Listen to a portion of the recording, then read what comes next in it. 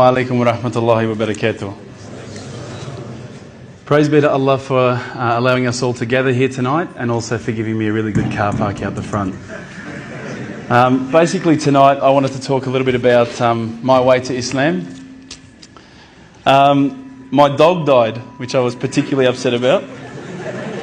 I love that dog. And sadly I had a friend pass away. He had cancer, and I watched him slowly die over the period of about 8 months. I think at that stage I started to think to myself, is this really all there is? Is this all there is to life? We're born, we eat, watch TV, die, that's it? I was pretty unsatisfied with that explanation, so I guess I started a holy quest, and I started thinking, I'm going to find out for myself what the real truth is. The truth for myself anyway. So I went and spoke to my friend, this religious Christian friend of mine, and I said, look, I've investigated all the religions and I can't find what I'm looking for. And he said to me, well, what have you investigated? And I said, oh, well, look, I've investigated Christianity, I've investigated this ism, this, that, all the isms.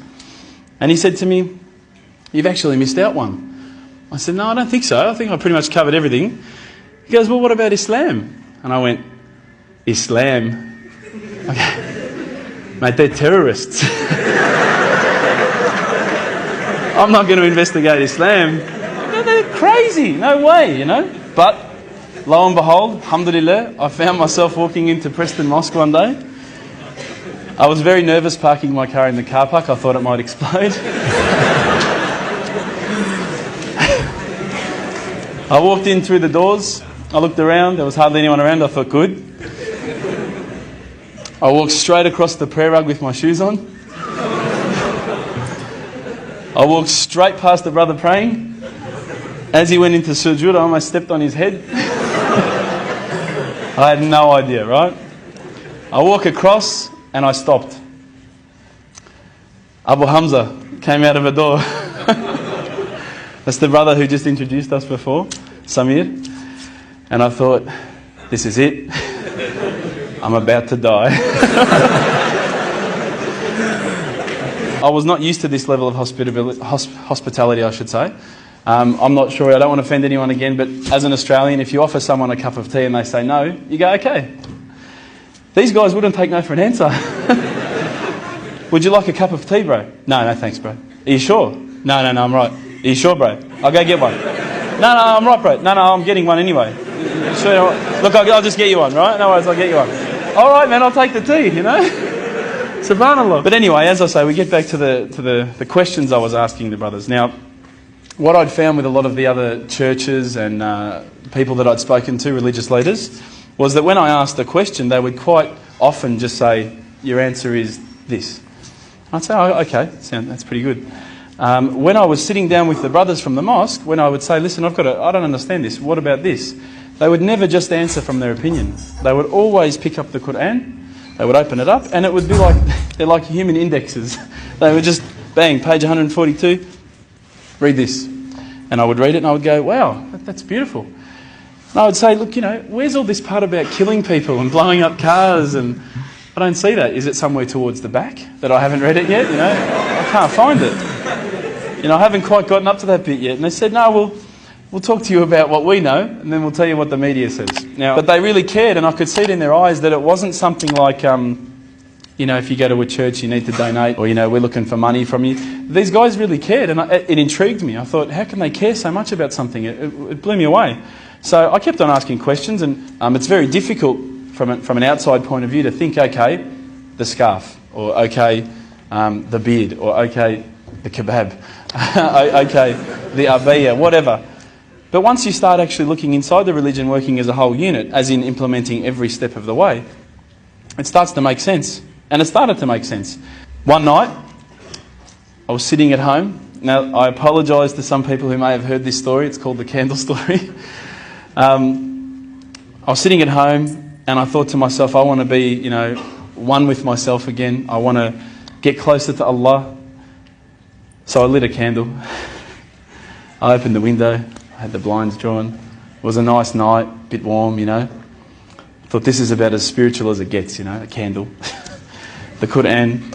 I'm sitting there reading, and I stopped and I thought to myself, look, this is the time. Tonight, Allah and me, we're going to have a bit of a conversation. We're going to, we're going to bond. All I need from you, Allah, is just a sign. Just a little sign. Look, nothing too major, just maybe a bolt of lightning. Bolt of lightning for you, man. Come on, you created the earth. This is just a bolt of lightning. It'll be easy. So I sat there and I went, okay, go.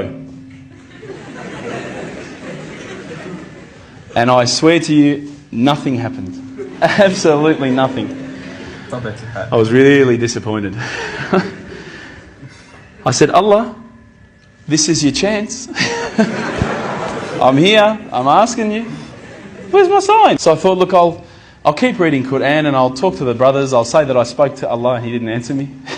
Didn't even get an answering machine, nothing. So I turned the Quran, turned to the next page where I'd finished off.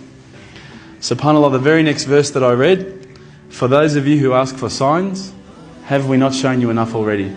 Look around you at the skies, the stars, land, the oceans. These are the signs for the people of knowledge. SubhanAllah, straight away my whole world changed. I was staring at the Quran, I was just in shock. I couldn't believe that I'd been so arrogant to ask for my own specific sign when the signs had been around me all the time. There's a creator because there's a creation. So I closed the Quran. I had the best night's sleep, I got to tell you. I went straight to the mosque the next day. Alhamdulillah, Abu Hamza was there again. I said, Abu Hamza, this is what's happened to me. He said, that's it, you become a Muslim today.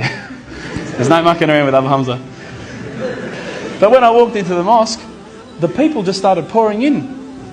And I went, SubhanAllah, look at this religion. I've been to churches where there's 20 people, 30 people, 50 people. There was about 1,000 people that night. And I thought, this is amazing. This religion is truly the religion of choice. And then I found out it was the first night of Ramadan. The good old Ramadan Muslims. But still it was nice. Started to say the words and all the fear went out of my body and out of my heart. Ashhadu an la ilaha illallah wa ashhadu an Muhammadan Rasulullah. And I felt like a shower had been turned on and my whole body had been flushed clean. And trust me, I needed to be flushed clean. I was standing up there. All the brothers started yelling out, Takbir, Allahu Akbar. I thought I'd done something wrong. So I stood back a bit and they started coming towards me and I thought, oh no. I'm pretty sure I said what he said. And they started hugging me and kissing me. Now, I had never been hugged and kissed by that many men in my life.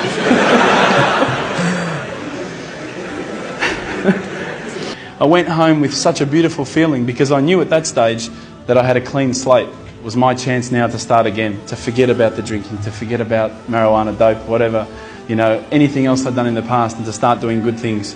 If you haven't felt the feeling that I'm talking about, I sincerely hope it happens to you at one stage in your life. I encourage you to investigate all the religions, and particularly Islam.